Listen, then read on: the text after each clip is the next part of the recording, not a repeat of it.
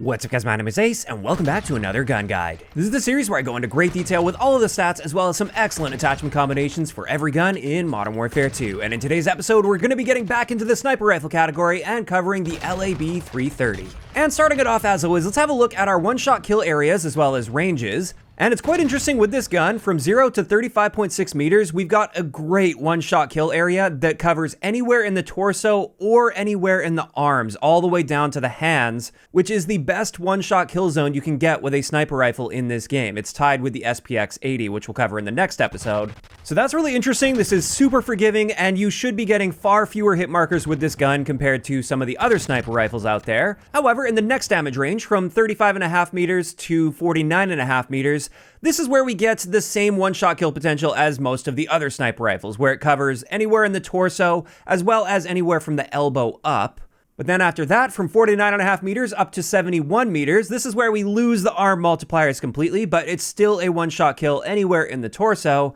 And then finally, beyond 71 meters, this is where you have to hit them in the upper torso, neck, or head if you want a one-shot kill. So overall, this gun really excels when it comes to damage and range compared to the other sniper rifles. Now let's move on to our rate of fire, which is 46 rounds per minute. And this is actually not bad for a bolt-action sniper rifle. And what this means for our rechamber time is this is 1300 milliseconds.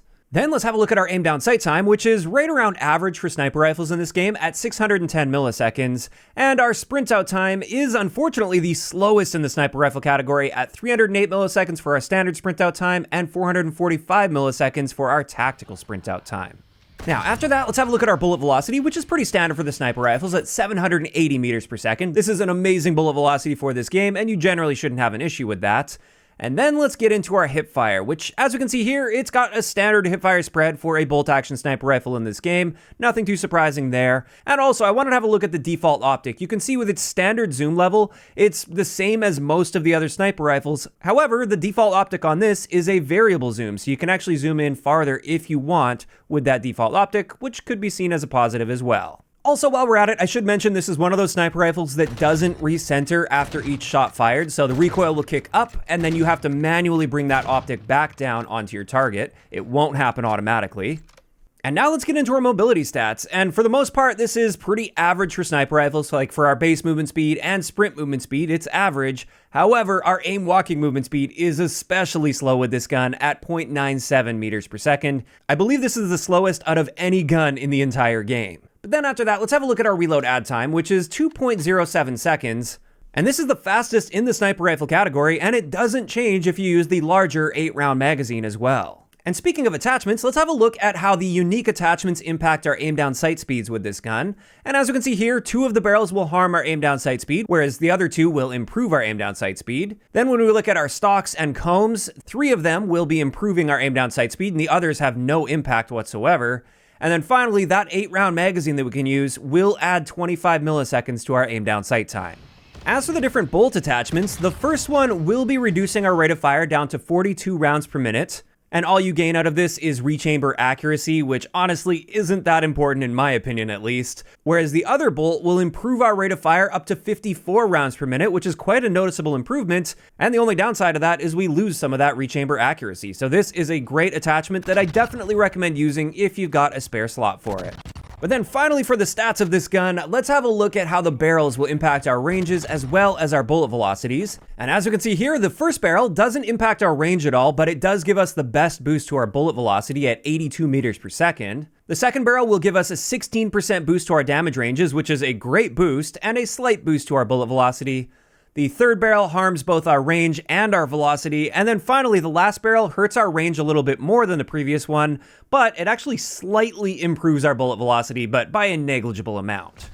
And with that, we can finally move into some excellent attachment combinations I've got for you guys with the LAB 330, and the first one I'm going to share is my aggressive build. This is the one I love using on 6v6 maps in this game, and with this we're using that 18.5-inch Bryson LR factory barrel, the OLEV laser, the VLK4 optic, the ZLR T70 pad extension, and finally that FSS ST87 bolt, which improves our rate of fire. And with this build, of course, our rate of fire is improved, like I just said. Our aim down sight speed is also very, very noticeably improved. It's 452 milliseconds.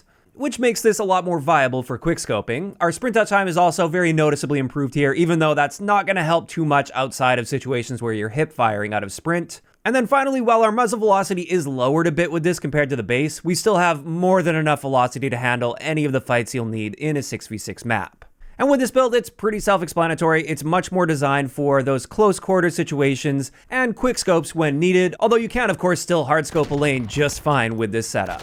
As for the next build that I've got for you guys, this one's designed much more for longer range engagements. Typically, I'd use this more in Invasion or Ground War, but even on some of the bigger 6v6 maps, you may want to lean in this direction. And with it, we're using the barrel that gives us the range boost. This is that fluted barrel. The Schlager Peckbox 4 laser, so we don't have a visible laser beam, which allows us to hardscope without having that beam constantly visible for enemy players. We once again have that ZLR T70 pad extension, the Cronin G140 cheek riser, and then finally the high velocity ammunition. With all of this combined, our aim down sight speed is still slightly improved from the base at 591 milliseconds. While this isn't amazing for quickscoping, it's still very reasonable, I would say, for longer range engagements. And our bullet velocity is incredible at 1155 meters per second, so it should feel like a hit scan gun in nearly any encounter you find yourself in.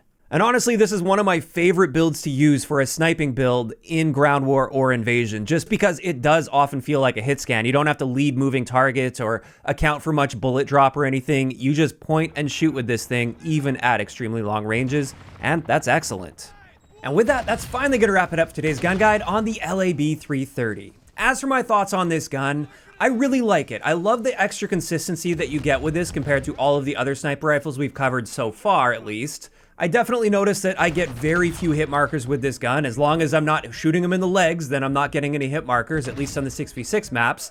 And I find that you can build it really well for either aggressive quickscoping play or for really long range, like Ground War or Invasion traditional sniping, where you can make the gun feel almost like it's hit scan even at extremely long ranges. So at the end of the day, I would put this fairly high up on my list of sniper rifles, but it's not quite the best, and you'll see exactly why in the next episode. So don't get me wrong, I do really like this gun, but it is technically outclassed by the SPX, which is what we will be covering in the next episode of Gun Guides.